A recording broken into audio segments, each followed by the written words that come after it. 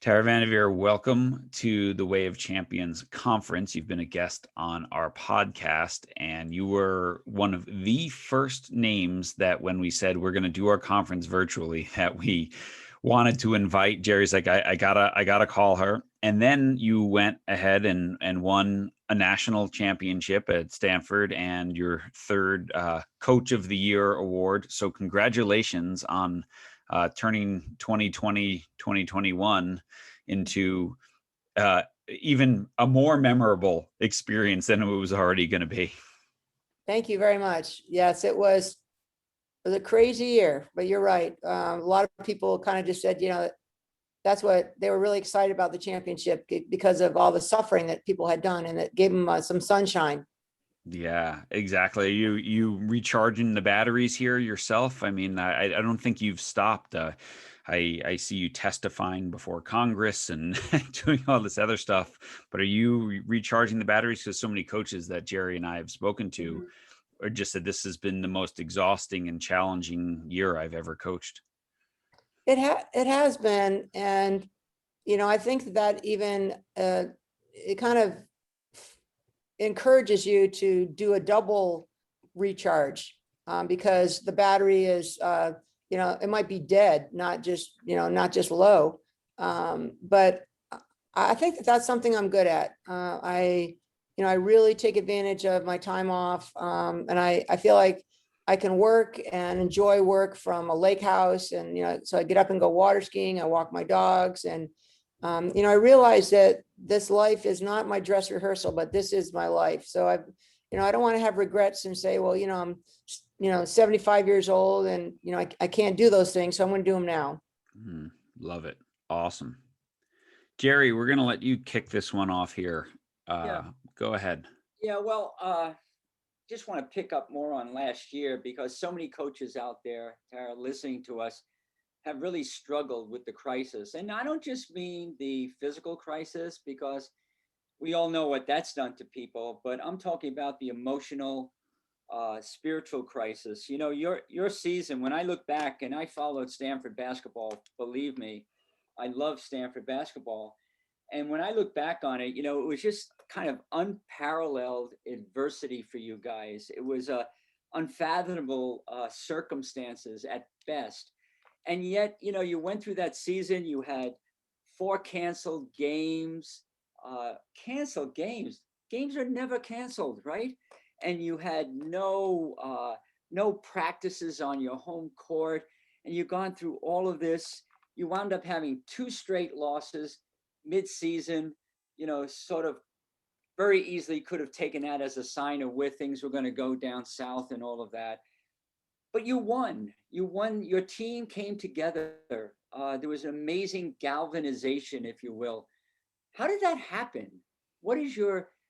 In reviewing that, what is your take on how you overcame the crisis, which, of course, crises always present not just the danger, but they always present the opportunity as well. And it seems like you dove right into the opportunity. Could you talk about that a little bit with us? Sure.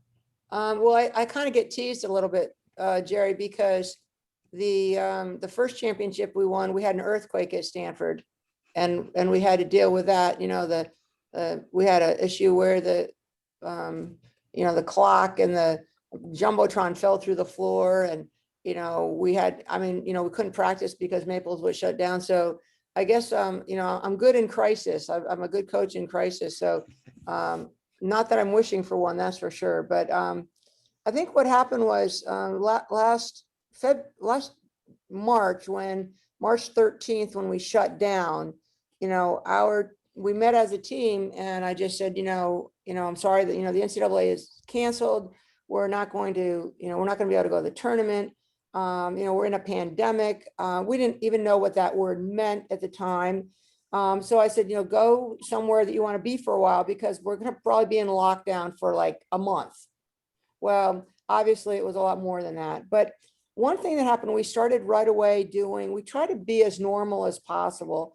And we started doing Zooms every week with our team, and our team captains, Anna Wilson and Kiana Williams and Alyssa Jerome, did what they call small group Zooms. And that people get really tired of the Zooms, but our team, the seniors did 3 different Zooms each week in addition to our team Zoom. So the seniors were doing 4 Zooms a week, the team Zoom, which everyone was on. Then they did a small group one so that they could get to know the freshmen. And I think our team really they laid the foundation in the off season to be ready when we came back and to get to know each other and to be able to talk. And obviously a lot happened last spring with George Floyd and all the different Black Lives Matter situations that our team talked about, and we as coaches talked about. And we had people come on guests come on our Zoom, and people like Katie Ledecky and Simone Manuel, Trevor Moad.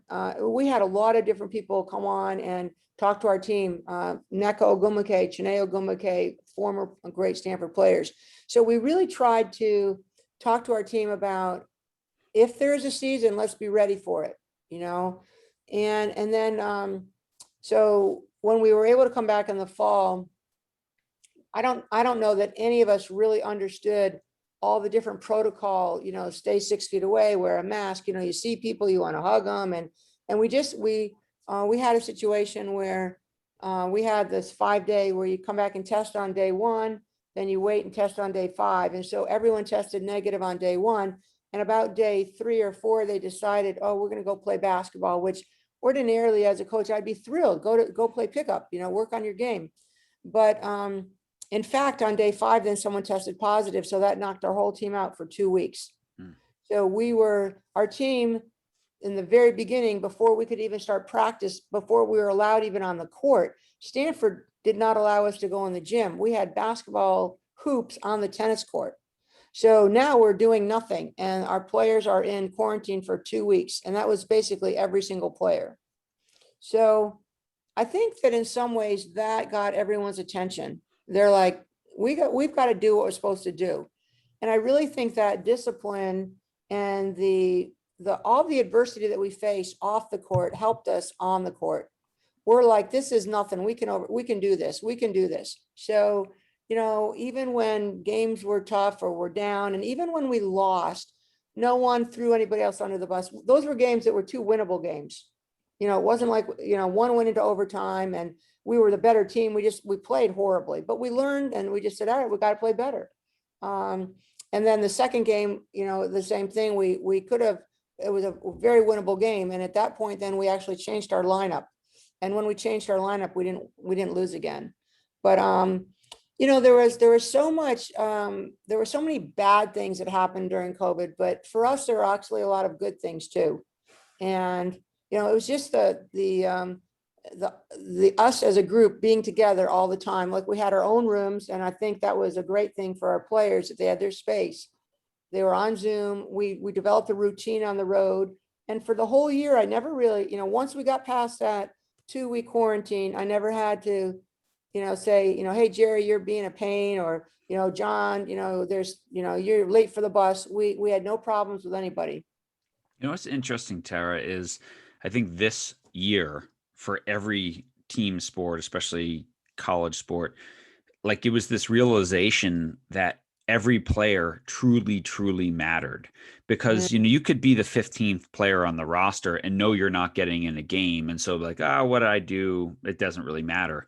But with COVID, if you broke the bubble, if you went out and did something, you could shut down your season. And I don't think there's ever been that situation before where it didn't matter where you fell in the pecking order. Your actions really mattered a ton, didn't they? I think that's true. And, as a coach, you always talk to your players about each person is really important. And I believe they are, but sometimes they have to see it. We had one game that was so spectacular. We had a young lady, one of our freshmen, Cameron Brink, was a fantastic player for us, but she still is a freshman. And so she got in foul trouble a lot. And her backup was a young lady who's a sophomore, who unfortunately, for this one road trip going to Oregon, a very good Oregon State and a very good Oregon team, unfortunately, she was hit in the face, so she had a concussion, so she was out. So we went up to Oregon State and we're playing them first, and Cam got in foul trouble right away. So I brought in a young, an upper class, a senior who had not played that much, but she came in and she was fantastic. Alyssa Jerome, a leader and she just came in and she hit 4 threes. She basically won the game for us. And it was really exciting to see her. And that did send home the message, you better be ready, and anyone can play and do well in that game. Then, the next game, Cam came out and had a fantastic game against Oregon. But, I think that's true. This year was a year that, we had people on our team. We played at Arizona State. We had a huge win at Arizona, and then we beat Arizona State, and we got back to campus and they had a positive. So they did contact tracing and knocked 3 of our players out. And so, Jerry, you said we had games canceled, but we made up all the games that we could except for one, and the team would not come and play us. So we were only 1 game short. We did not miss a single game. And we did not miss a single game because of COVID. Like, we never had to cancel. And in fact, one of the teams that we made up, Washington State, really super coach, called me, and originally they couldn't play us because they had COVID issues and they were shut down. And she called me and she said, hey, we'll come down and play you. I said, we don't have a gym. And we were coming up to play them the next week. I said, we'll just play you twice up there. So you had to be creative, and you had to be like, I think some of it was just like, you had to take some risks. People said to me, you're crazy going up there playing them back to back. They're really good. Are you trying to win a championship? I said, yes. Yes, you are. Yes. So what are you doing this season? Yeah. I mean, we're going to go through all this. We might as well try to win it all, right? Jerry, I know you had a great question for Tara, because she's really getting into the relationship game with players there and stuff. Maybe you want to hit that. Now. I have had the honor and fortune of working with Tara in the past, and my big takeaway from working with you, Tara, and the team, of course, was how the relationships were. I mean, everybody seemed to like each other. Everyone seemed to have each other's back. But, it all starts from the top down, and you're a very humble coach. I know this, but you have to take some credit, or I'll just give it to you and make you take it, because you have a way of being with these young women, which really gets them to bond.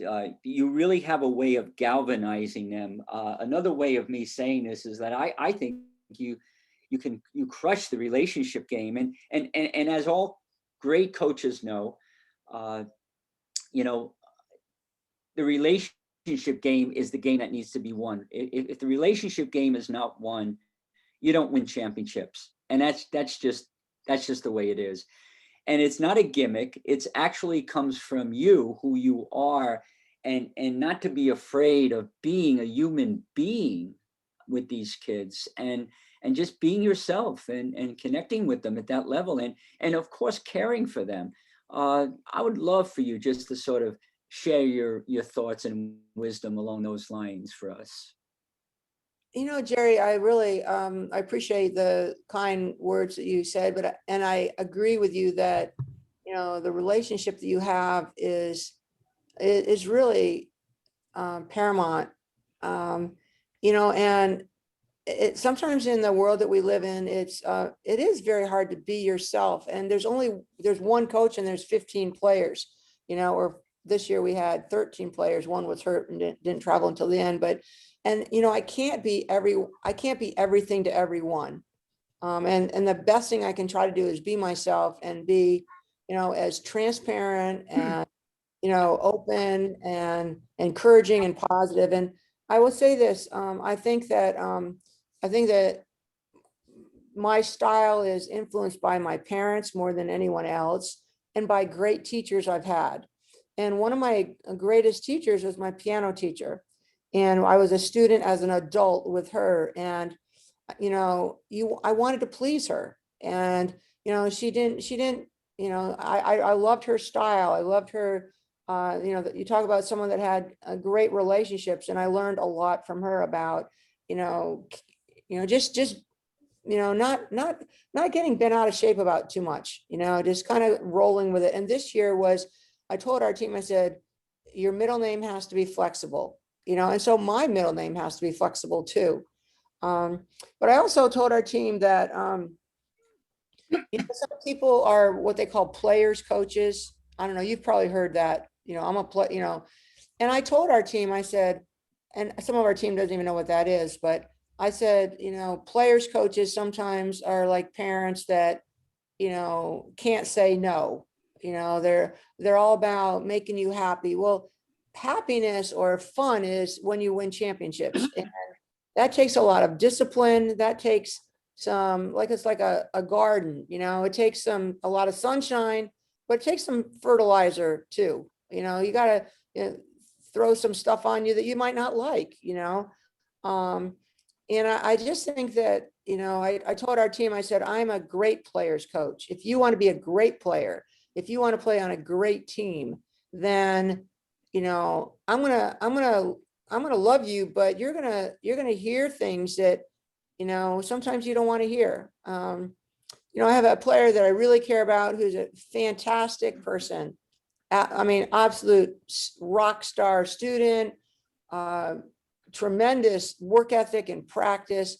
And, we're in a game and, she was not playing that well in the game. She was 2 for 10. The player she was guarding was their leading scorer. She didn't have any rebounds.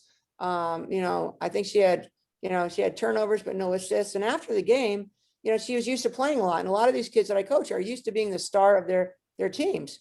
And actually the next day she said, Tara, I never went back in the game. And I said, yeah, but what were you doing in the game? And it's like other people are going to play too. The best thing about our team was that players on our team kept their teammates accountable. So if John started and John didn't have it that day, Jerry, you were going to come in and if you have it, you're going to play. And I mean, John, you got a great chance, but you didn't have it. So I got to play Jerry. And that's how we did it pretty much all year. Here you go, John. I'm playing, you're not. That happens a lot. You both, and so what I hear in between the lines, and correct me if I'm wrong, is that a lot of coaches, okay, you have a whole group of coaches who feel the importance of loving their athletes and they go to the end of the world to love them, but they don't do much in terms of getting the most out of them by being demanding. And what I hear you saying is that you got to be demanding too. You have to demand from these athletes because you love them and because you care about them and you want them to be better. It's not so much that I'm going to have a better team. It's that they're going to be better athletes and get a better experience. So you demand from them. You tell them, you need to do this. If you're going to, want to play, you need to work hard. And this is what I'm going to demand from you. Am I right in imagining, or am I imagining that? I think that the challenge is, and I know this from coaching someone like Don Staley, again, on the Olympic team, if I'm coaching the Olympics, these are all the absolute best college players. A lot of our best players get the least amount of coaching because, you might need somebody out there. You look at Steve Kerr and you've got Steph Curry, who's just a great player, but Steph needs to hear, hey, that's one too many turnovers, or, you've got to defend better, or, somebody else has a better shot than you. That's hard to imagine, but, it's just like great players want to be coached, but there's I use the analogy of a high wire. I'm asking our players to get up on that high wire, to perform and to challenge themselves and put themselves out there for our team. So I've got to hold the net, and they've got to be able to trust that that net is there for them and my staff and I. And I think also what you saw with our team this year was tremendous unselfishness, tremendous leadership by our upper class women, but also we have a great staff.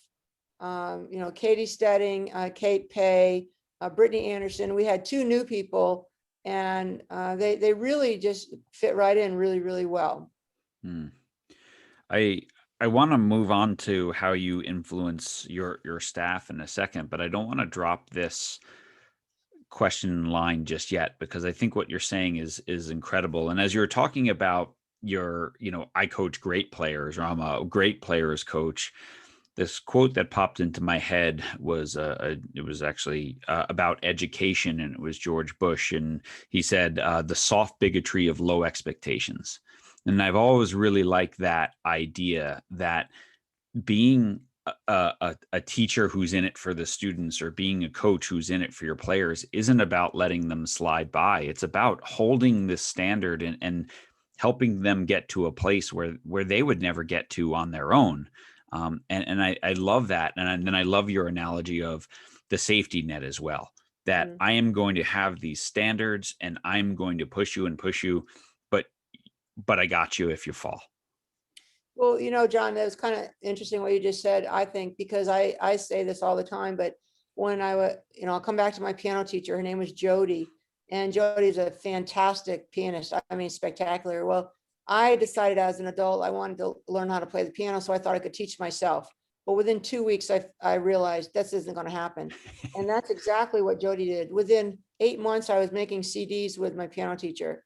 And people listened to them and they said, "Oh my God, Tara, this is amazing. How'd you do this?" I said, "I have a great teacher, and she could take me places I could not go by myself." And that's exactly what I want to do with our team. And, it is holding young people accountable.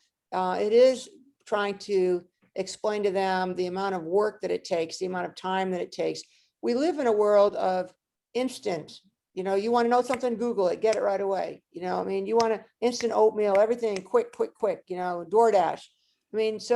But basketball is a slow cooker. It's steel cut oatmeal. It's, it takes time. It's gonna a slow roast in the oven. It's not something that's going to happen really quickly. So you've got to really plan. You need people that are very disciplined. And that's part of the reason I think we were successful this past year, was that our team was able to be disciplined so we could stay healthy, and then disciplined on the court. I mean, we had some crazy things over at Santa Cruz. Jerry, we went over there. We practiced in Santa Cruz High School. 4 of the baskets are wooden backboards. The big storm we had, it knocked out the power. So we had no electricity. It was dark in the gym, but we still practiced. And the floor was slippery, so it's like we had to mop the floor down. You're just doing things but we're thankful that we got in a gym. And Santa Cruz wasn't a bad place to be. No, it wasn't. And the Santa Cruz Warriors were fantastic. We played our games there.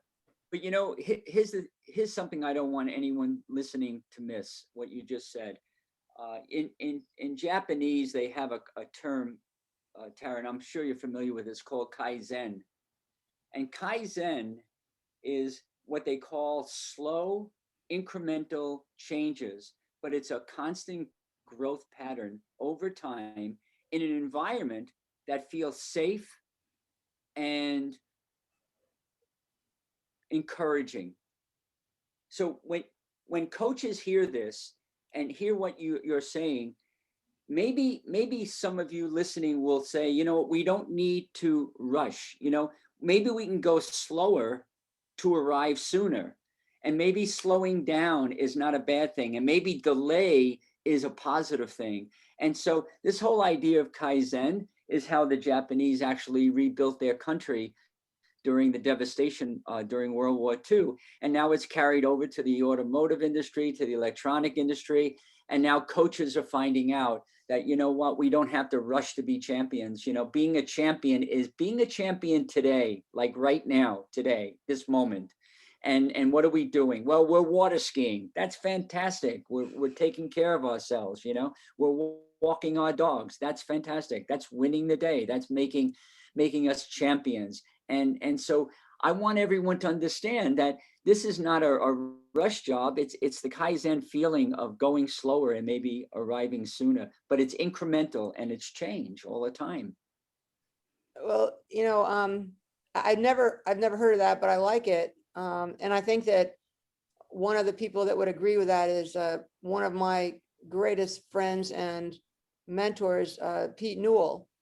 And, Pete's son, I think, is in Santa Cruz, but Pete was one of the greatest coaches ever, if not the greatest. And he always referred to basketball as the game is overcoached and undertaught. People are in such a hurry to put in plays and do all this, that, and the other thing that, in fact, young people aren't taught the fundamentals, and then you end up going backwards and doing things all over again. So it's better to do things right and slowly the first time than fast and have to go back and do it all over again the second time. Love it. What, switching to sort of coaches, what is Kaizen, what does slow continuous improvement look like for you for a coach? We have hundreds of coaches of all different levels listening in to this conference. What do you think? What does the journey need to look like for a coach? Because I meet a lot of young coaches who want to skip a lot of steps as well right now. I think that, coaching,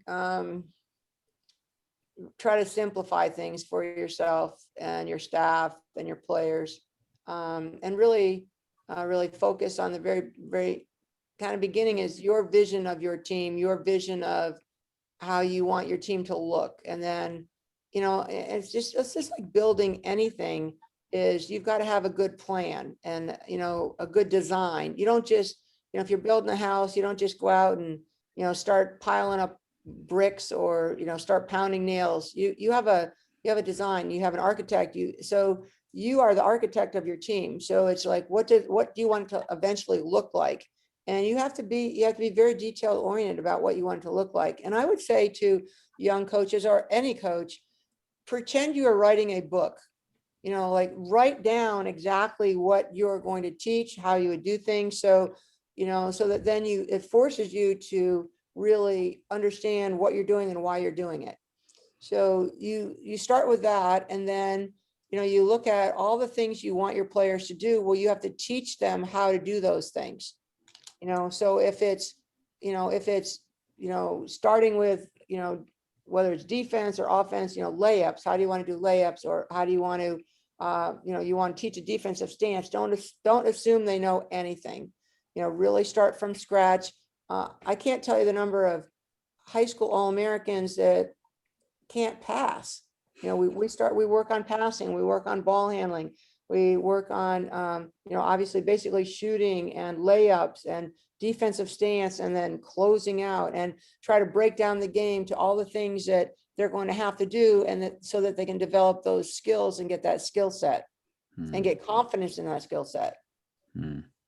What about for the coach on his or her personal journey? About sort of paying, you were talking about there, like, how do I build my season? I think what my question I was really looking at, how do I get to eventually become the coach of Stanford, right? I see people wanting to skip steps in that process. I think that one of the things that's happening in women's basketball is that a lot of times there are some young women that maybe are, they're great assistants, and then they get a big job. But, you want to have little jobs so you can make mistakes.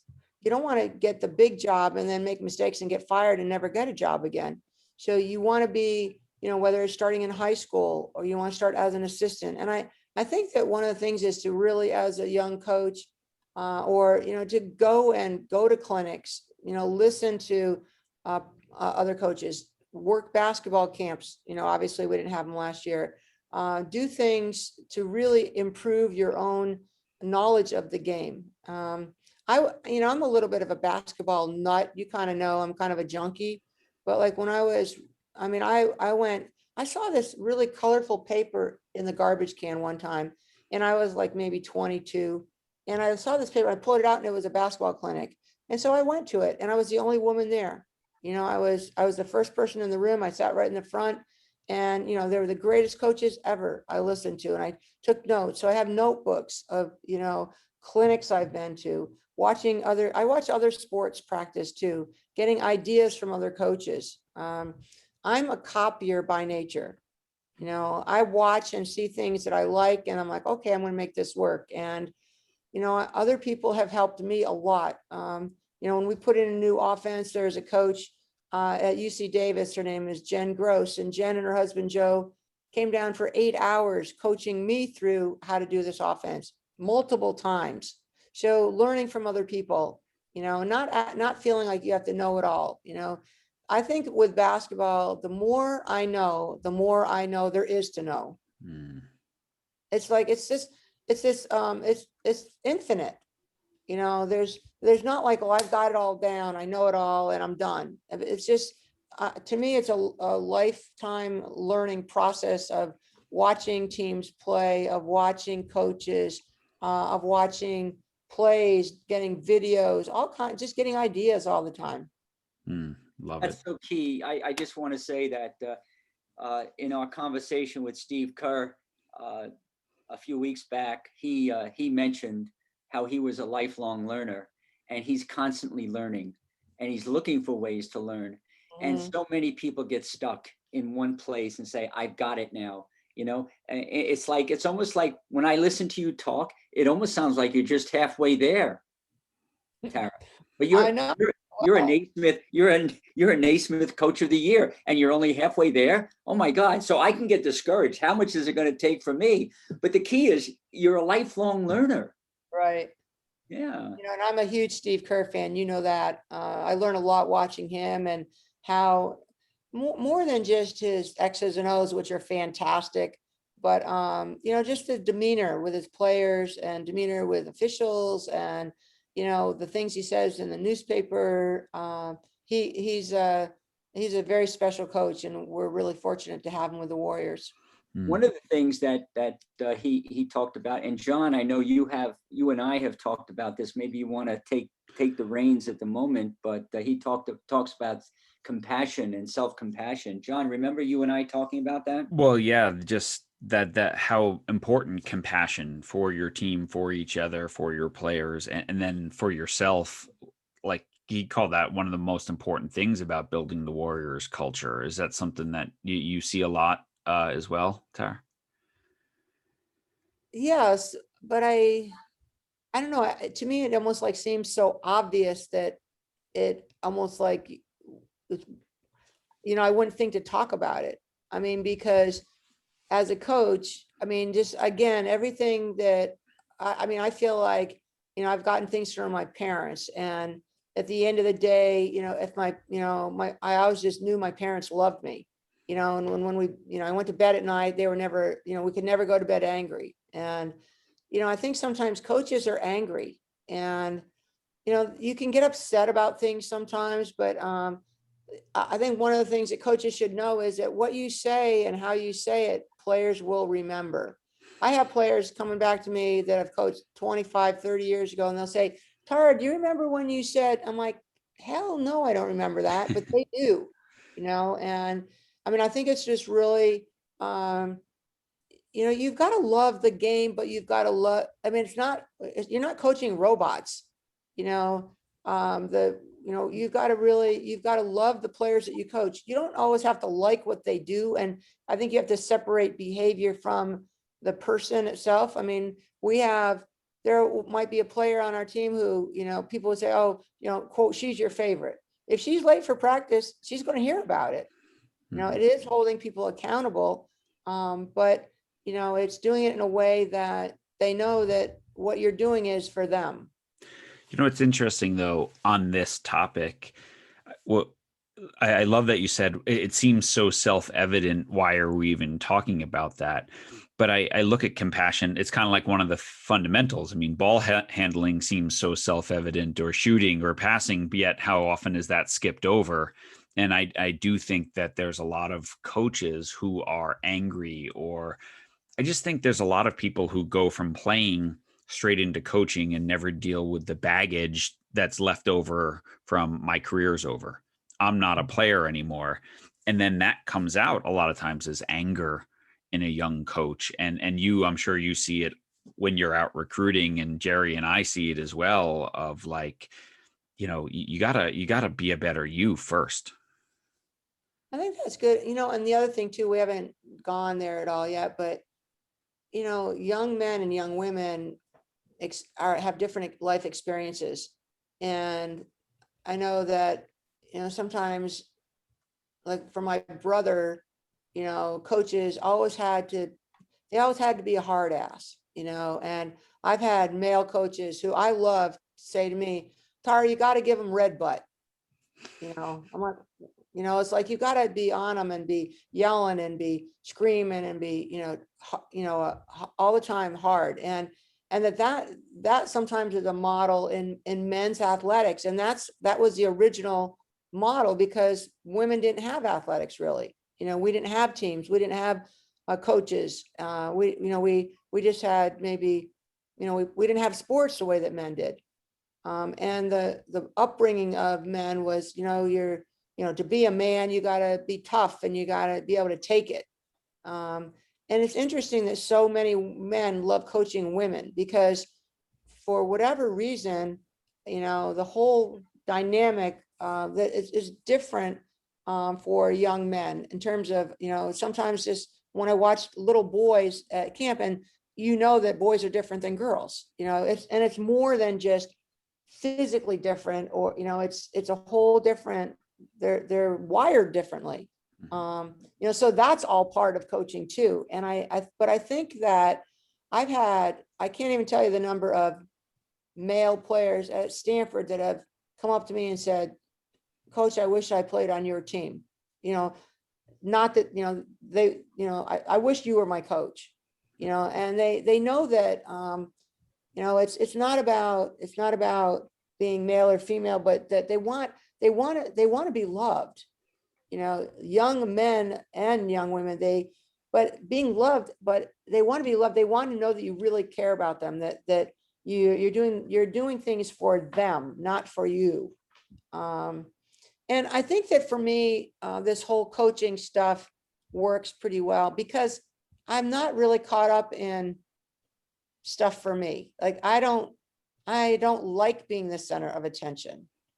I don't like, like accolade stuff. I'm much rather be in the background, and I'm happy when our players are recognized, and I'm happy for our players, in that way. Jerry, I know you're not going to let that whole thing go. Never. I feel like I'm getting double teamed here. You are. The best players are. No, but I feel that, Tara, you're hitting on something that we can spend another whole hour on, which is, to me, I always believe that the most important success strategy for coaches is nothing to do with X's and O's. It's one word. It's love. I remember John Wooden when he retired. Now, it's back in the 70s, right? He had won 7 consecutive national championships, a total of 10. Something that will never be replicated. And all the interviewers were shoving mics in his face, and somebody asked him a question. So, Coach, why are you so successful? Like he thought he was going to come up with this amazing answer to that question. And Wooden looked right in his eyes and he said, well, that's easy. He said, I had a lot of love in my coaching. And it was like everybody, you get the expression on people's faces was like, that's it? You had a lot of love, and it's like, and we have to love everybody. And loving them, again, gets back to what we were saying before. I think loving really requires us to be demanding. If you're demanding of your athletes, it demonstrates that you really do care. You really do love them. I love my kids. I've got 4 children, and boy, I'm demanding, but they know I'm loving them. And so I think it's really important. And the 15th person on the bench, you got to love that person too. You got to make them feel like they're not rotting at the end of the bench. And, a lot of kids are insecure. A lot of young athletes are immature. We have to love them too, because they're human beings, not human doings. And I really do believe that getting in the background and putting your team first is really what all the great coaches have done. I mean, when you look at Steve, just look at the championship nights when they won the trophy. He was nowhere to be found. They had to call him up on the stage, and that wasn't a gimmick. That was just, he wanted that moment to be for his athletes. And if they lost, he would have been up on the stage talking about why they lost and taking responsibility for it. So John and I, in our work, and I'm so glad, you're on to say that, because the coaches listening will hear it from John and I, and that is, we have to have a lot of love in our coaching. And my whole work is all about, I want to win your heart. In fact, I'm going to fight for your heart, and I'm going to win it. And when I do, then you'll go the distance, and you'll find how to be a better version of yourself. So thanks for saying that. I appreciate it. And it also gave me a chance to jump on something that I truly love, which is the love of coaching. So not even a question, just a great statement. Tara, I think one of the very important things as well as a coach is that you're a role model for your athletes, and knowing that even if they're really good at basketball or soccer or insert sport, they're going to spend most of their lives not being an athlete anymore, but the things that they can learn. And one of the things that you have been doing is using your influence to advocate on behalf of women's sports. And you just testified before Congress on this topic. I think it was you and Dawn Staley, if I'm not mistaken.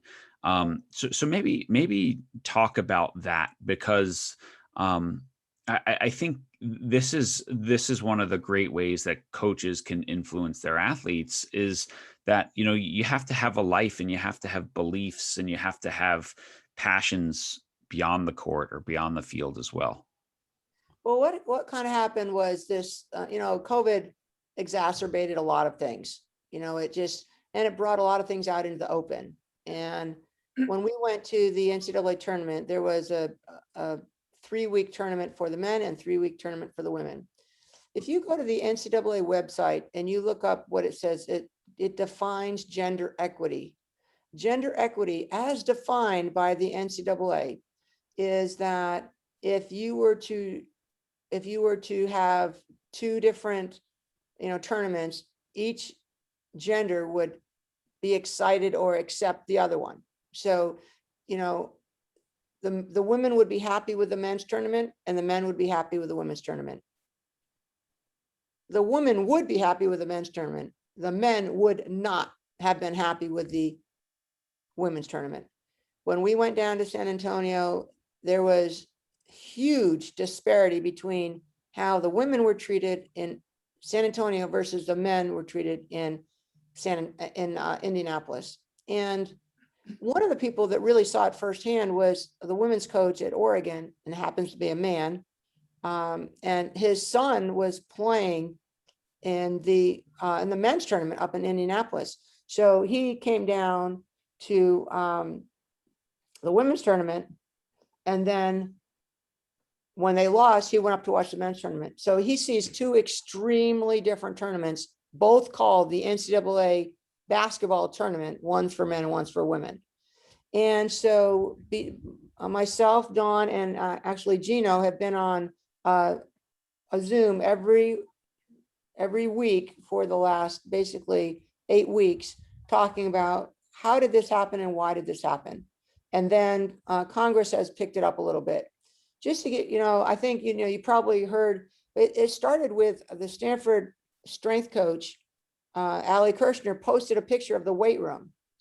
And you had a little barbells racks over here, and you had a huge weight room over there.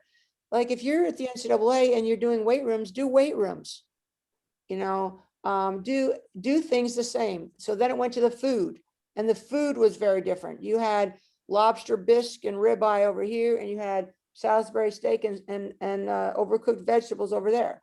I mean, you went to the swag bags, and they posted pictures. The kids are now doing this, the players. So Sedona Prince at Oregon, was posting pictures. So now you've got the men have outdoor space to go to, the women don't. It was all the way through the whole tournament. And what got me, I guess, was the testing. We live in California. Our county is strict. We were tested 9 times a week, 6 times with antigen and 3 times with PCR. PCR is known as the gold standard in COVID testing. The men had PCR testing, the women had antigen testing. We had a number of women, and other teams did too, have false positives. It's stressful. So, so that's why we were testifying, and basically we're really getting to understand a lot of what's behind it. The men's tournament, and again, as a women's basketball coach, and I'm excited for the men's tournament. I like watching it, but it doesn't have to be set up that it's the men's tournament is the golden goose and the women are just the little rats trying to eat the grain that the golden goose is eating. We have value, and our value is not being accounted for. The men have an $850 million a year tournament that's set up through CBS Turner, and a lot of their sponsors, whether it's Google or AT&T. As women, we're consumers of those things too. And the sponsors, I don't know that the sponsors know that they're just supporting the men's tournament, or are they supporting March Madness? So there's not a lot of transparency, and the idea that the women's basketball tournament is a loser is a false narrative. And that's the biggest thing that we are trying to communicate, is that we want to know the value of the women's tournament, which is on ESPN, and it's marketed. It's just marketed as part of a big package of all the other sports except for football, for ESPN. And so I'm hoping that the Kaplan report, I think it would be a great interview for you to interview and understand this Kaplan report, because we've got to see it. We've got to know it. The NCAA hired the Kaplan law firm. We need to see the report, not just take it and bury it. Jerry, you have 4 children. Any of them daughters? 1. Mm-hmm. All right. So when you sit down to dinner, do you and your wife, do you serve your wife and your daughter hot dogs, and you serve yourself and your 3 sons steak? Of course. All right. Well, yeah. And that's what the NCAA does. Exactly. And you're right with them. Yeah.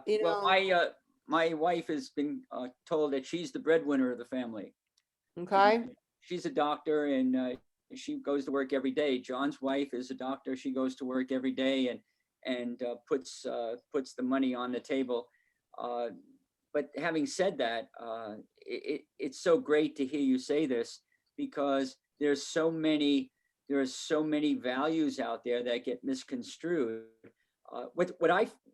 And I want to just ask you about the values of the women that you referred to, if you will. But what's interesting is, and everyone I talk to, I've been watching basketball since 1957, when North Carolina won the Final Four in overtime, I believe, both games.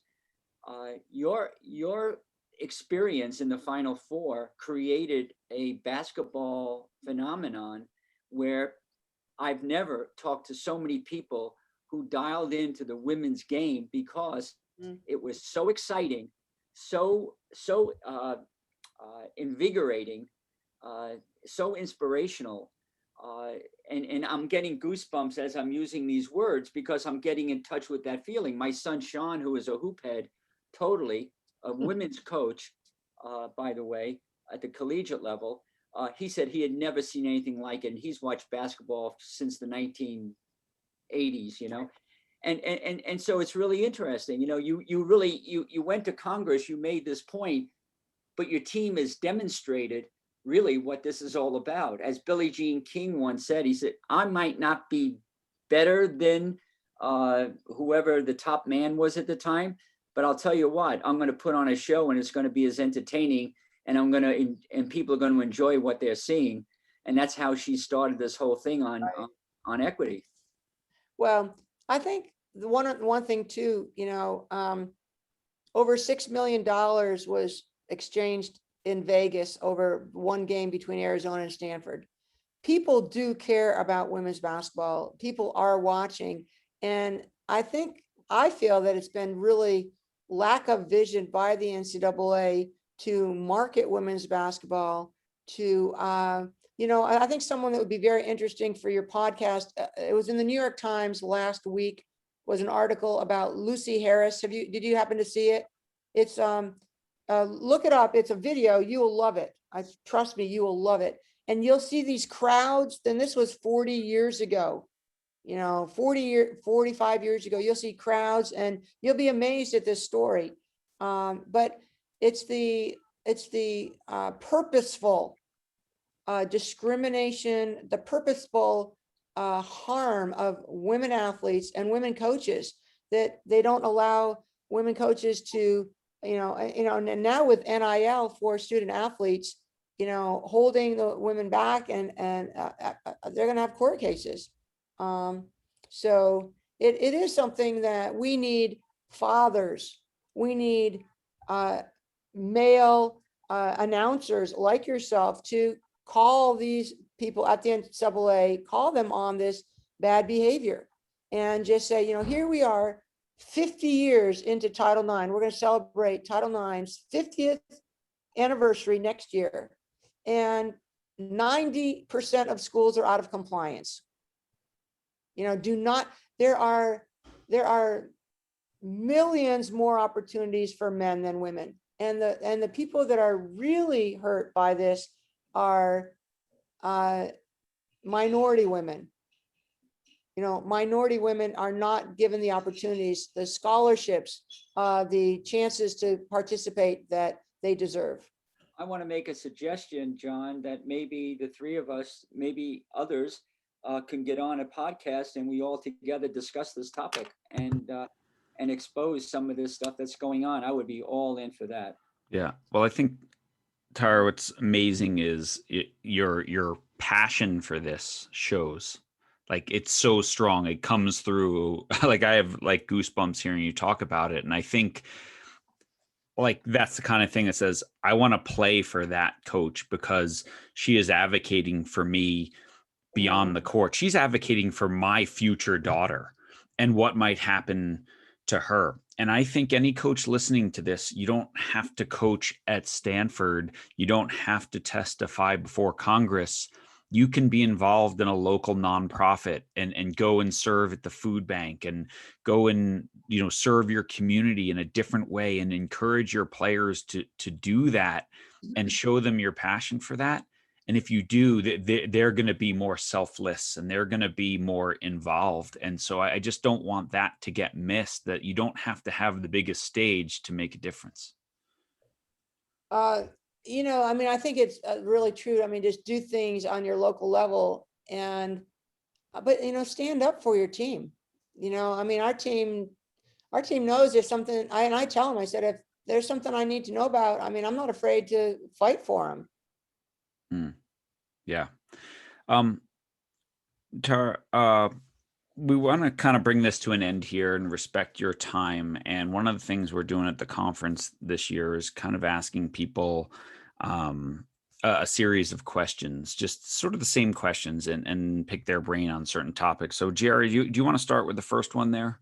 Sure.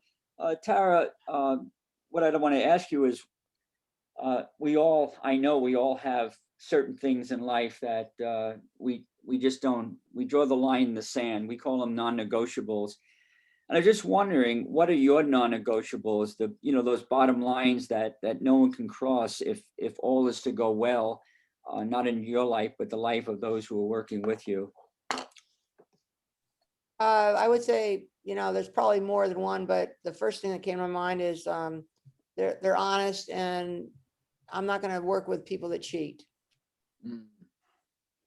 Take as many as you want. Non-negotiables. I don't know, just people with. I want to work with people with integrity, hardworking. I think people that want to do things right. I don't want sloppy. I don't want sloppy workmanship. I'll give you a lot of, the people I work with. I have great assistant coaches, great staff. I'll give them a lot of opportunity and freedom, but you got to do it right. You've got to be all in. Love that last one. What are We've talked already here about being a lifelong learner. So what is a book or a couple of books that maybe you have gifted most to other people, or books that have influenced you the most in your journey as not just a coach, but a human being? I think that, during the Olympic year, I read a lot because, we're traveling a lot, and Lincoln on Leadership, I think, is a good one. The Power of Positive Thinking by Norman Vincent Peale. Um, I think there are a lot of, I try to read a lot of books. Mostly I'm reading fiction. And since we've been able to, digitize our games, I probably read less and watch video more. It's interesting that you say you read a lot of fiction. As an English lit major back in college and teaching English literature to high school kids, I always lean on the fiction that I've read and the book that I've read, Dostoevsky and William James or Henry James and stuff. I kind of find that, God, it's really relevant to sports because they're talking about people, and you start to learn about people through this fiction. And whereas I talk to other people, and everyone seems to be reading these nonfiction books, the kind I write, by the way, and trying to get the answers, when indeed fiction really offers us such a wonderful opportunity to learn about other people. Well, Jerry, in my second life, I want to be an author. So I'm hoping that maybe when I retire from coaching, I'm going to start with books about basketball for girls. Like that there are the female teams and players. Because when I was growing up, you'll get a kick out of this. The librarian in the 9th grade called my dad and said, I'm worried about Tara. And my dad thought I was in trouble. And he said, well, what's the matter? And the librarian said, Tara has read every book in the library about basketball. But they're all about, they're all boys. So I want to, that's what I'm hoping to do down the road. They won't have a problem getting a publisher for those books either. Well, I hope they'll be good books. You're already writing them. All right, Tara, one final piece of advice for the coaches on this conference and listening here to be the very best coach that they're capable of becoming. What would you like to be your parting words? Well, I think we've hit on some of the things. I think it's, the carpe diem, the one day at a time, and, enjoy the moment, enjoy being in the gym. Like, a lot of what happened to us this year were things were taken away. When we went back into our gym, Keanu Williams went in there and kissed the floor. Don't take things for granted. And that's one thing I think the pandemic really taught us. We weren't guaranteed a game. We weren't guaranteed a season. We weren't guaranteed practice. And, when we went in, I'm going to tell you what, I turned up the music extra loud. I mean, like, I'm going to enjoy being in this gym, and we're going to have fun. And that's the number one thing. I think basketball is a fun game. It might be your job, but don't make it a job job. If you're a coach, you have the best job. I just feel like, I'm not working. I mean, I have fun for a living, and I'm having fun every day. Are there issues sometimes? Yes, but there are going to be issues in anything that you do. So it's, really enjoying what you're doing, having fun, taking care of yourself. I think self-love is, Jerry, it starts, if you don't love yourself, if you're not happy with yourself, if you're cranky, if you're not eating right, if you're not working out, then you're not going to be 100% for your team. And you have to live do as much as you could, take care of yourself, invest in yourself, and then turn it around. And I also think we touched on this, but giving back to your community, be someone special in your community, because that's what it's about. Be a human being and be the best version of yourself possible, and be that role model, right, on and off the court. It's about who was it, John? We were talking to somebody recently, and or maybe it was something I read. Great teams start with being great people, or we we recruit great people because we want great teams. And they weren't necessarily talking about the scoreboard. But it's interesting that when you have a great team of people, let's get back to Steve Kerr. They have great people on the team. And you were going to say something. I'll just leave this last one with you. All behavior is communication. So you always want to be, what do you want to be communicating to your team, to the people, your fans, it's all behavior is communication. So that's something that, I want to communicate that I care about my team. I want to communicate that I care about my community, and that, I'm, I'm living a good life. And, even through all the things that we talked about, the adversity, not going home, our players, but, find the silver lining in it. Brilliant. Beautiful. All right, my pleasure to be with you, gentlemen. Thank you. Be safe and be happy. Thank you so much, Tara. Appreciate it. I feel so fortunate for these coaches that are being able to tune into what we've just done. This is amazing. Wonderful. Thanks so much.